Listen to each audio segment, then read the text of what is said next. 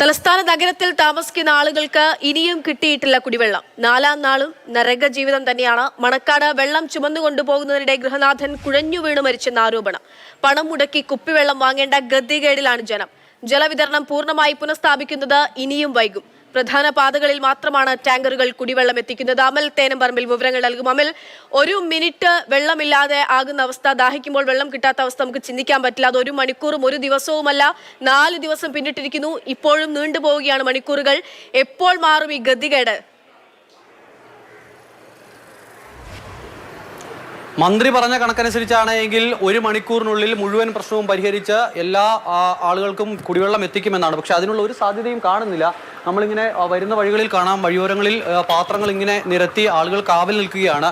ഇത് ഒരു മരണവീട് കൂടിയാണ്. ഇതിലെ അല്പം മുമ്പ് ഒരു ടാങ്കർ കടന്നു പോയിരുന്നു. പക്ഷേ ആ ടാങ്കർ ഇവിടെ നിർത്തി വെള്ളം കൊടുക്കാനുള്ള സമയമൊന്നും ഉണ്ടായില്ല. ടാങ്കർ അങ്ങ് കടന്നുപോയി. ചേച്ചി, അവരെന്ത് പറഞ്ഞിട്ടാ പോയി? അവർ തിരിച്ചു വരുമ്പോൾ വെള്ളം തരാമെന്നാണ് പറഞ്ഞിരിക്കുന്നത്. വെള്ളമില്ല, തിരിച്ചു വരുമ്പോൾ തരാം എന്ന് പറഞ്ഞിട്ട് പോകും. ഇതിപ്പോൾ ഒരു മരണവീടല്ലോ, ഒരുപാട് ആളുകളൊക്കെ വരുന്ന സ്ഥലമല്ലേ. നിങ്ങളുടെ ഒരു ബുദ്ധിമുട്ട് എങ്ങനെയാണ്? ഒരുപാട് ആൾക്കാരുണ്ട്. ഒരാഴ്ച ഒരു മരണം നടന്ന വീടാണ്. ഇന്ന് ചടങ്ങ് തീർന്നതേ ഉള്ളൂ, വെള്ളമില്ല. ഞങ്ങൾ വളരെ ബുദ്ധിപ്പെടുന്നു. 2 മണിയൊക്കെ ആകുമ്പോഴേക്കും പ്രശ്നമെല്ലാം തീരുമെന്നൊക്കെയാണ് മന്ത്രി പറഞ്ഞു. വല്ലതും നടക്കാൻ സാധ്യതയുണ്ടോ? അതിന് സാധ്യത ഉണ്ടെന്നാണ് പറയണത്. ഇല്ല, 2 മണി കഴിയുമെന്നാണ് പറയണത് വെള്ളം വരെ. ഇത് ഇവിടുത്തെ മാത്രം അവസ്ഥയല്ല, വഴിനീളെ ആളുകൾ ഇങ്ങനെ കാത്തു നിൽക്കുകയാണ് വെള്ളം വരാൻ. ഒരു ടാങ്കർ ഇതിലെ കടന്നു പോയിരുന്നു, പക്ഷേ ഇവർക്ക് വെള്ളം കൊടുത്തില്ല. വലിയ പ്രതീക്ഷയോടെയാണ് ആ ടാങ്കർ പോയ സമയത്ത് ഇവിടെയുള്ള ആളുകൾ കാത്തു നിന്നത്. പക്ഷേ അവരെ നിരാശരാക്കിയ ടാങ്കർ അങ്ങ് പോയിട്ടുണ്ട്. ഇത് ഇവിടുത്തെ മാത്രം പ്രശ്നമല്ല, എല്ലായിടങ്ങളിലും വലിയ തോതിലുള്ള പ്രതിസന്ധി അനുഭവിക്കുകയാണ് ജനം. പണം മുടക്കി വെള്ളം വാങ്ങി ഉപയോഗിക്കേണ്ട അവസ്ഥയിലാണ്. നമ്മളോട് രാവിലെ മുതൽ പ്രതികരിക്കുന്ന ആളുകളുണ്ട്. ആ ആളുകളൊക്കെ വളരെ വൈകാരികമായി പ്രതികരിക്കുന്നു. നമ്മൾ കൗൺസിലർമാരോട് മറ്റൊക്കെ സംസാരിക്കുമ്പോൾ ഈ കൗൺസിലർമാരുമായൊക്കെ തർക്കമുണ്ടാവുകയാണ് ആളുകൾ. അവരോടാണ് ചോദിക്കുന്നത് എപ്പോൾ വെള്ളം എത്തുമെന്നുള്ള കാര്യം. അവർക്കൊന്നും കൃത്യമായി ഒന്നും പറയാൻ കഴിയുന്നില്ല. ആ വീടിൻ്റെയൊക്കെ മുന്നിൽ ഇങ്ങനെ ബക്കറ്റുകൾ നിരത്തി വെച്ചിരിക്കുകയാണ്. ഇനിയിപ്പോൾ ആ വെള്ളം വന്നിട്ട് വേണം അവർക്ക് അവരുടെ വീട്ടിലെ കാര്യങ്ങളൊക്കെ നോക്കാനായി. ഇതിപ്പോൾ എത്രയോ സമയമായുള്ള കാത്തിരിപ്പാണ്. പക്ഷേ ഒരു വിധത്തിലുള്ള പരിഹാരവും ഉണ്ടാകുന്നില്ല. മാത്രമല്ല, വെള്ളം എത്തുന്നതേ ഇല്ല. കുറേ അധികം സമയമൊക്കെ കാത്തു നിന്നതിന് ശേഷം പാത്രം വെച്ച് അവർ പോകുന്ന അവസ്ഥയാണുള്ളത്. ചെറിയ കുട്ടികളടക്കം ചെറിയ പാത്രങ്ങളും മൊന്തയും ഒക്കെ ആയി വന്ന് വെള്ളം ശേഖരിച്ച് പോകുന്നത് നമ്മൾ നേരത്തെ ദൃശ്യങ്ങളിൽ കണ്ടതാണ്. ഇതിപ്പോൾ വഴി നീളെ ഇങ്ങനെ പാത്രങ്ങളാണ് ഓരോ വീടിന് മുന്നിലും. ഏറ്റവും പ്രധാനപ്പെട്ട കാര്യം, പ്രധാന പാതയിലൂടെ മാത്രമേ ഈ ടാങ്കർ ഇങ്ങനെ കടന്നു പോകുന്നുള്ളൂ. ചെറിയ വഴികളുണ്ട്, ആ വഴിയിലൂടെ ഒന്നും ടാങ്കറിന് കടന്നു പോകാൻ കഴിയാത്ത ഒരു പ്രശ്നം കൂടിയുണ്ട്. ആളുകളുടെ പ്രതികരണമുണ്ട്.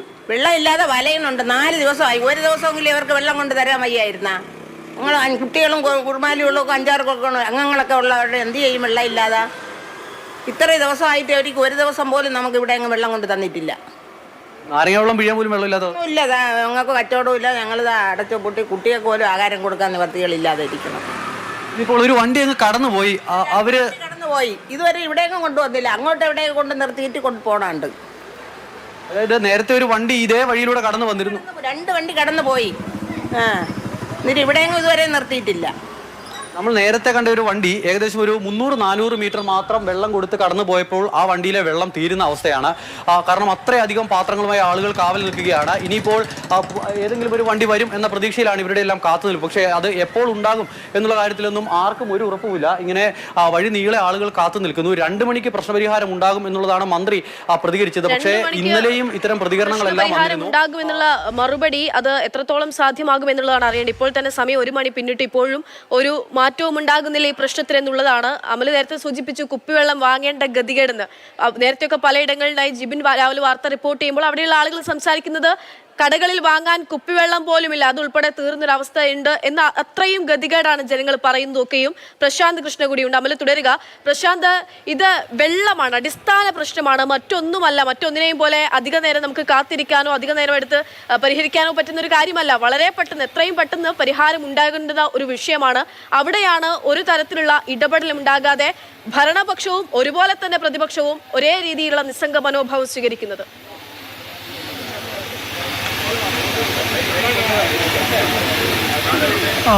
അക്ഷയ, ജനങ്ങളുടെ ആകെ പിടിപെട്ടിരിക്കുകയാണ്. കാരണം വെള്ളം 4-ാം ദിവസമാണ് വെള്ളം കിട്ടാതിരിക്കുന്നത്.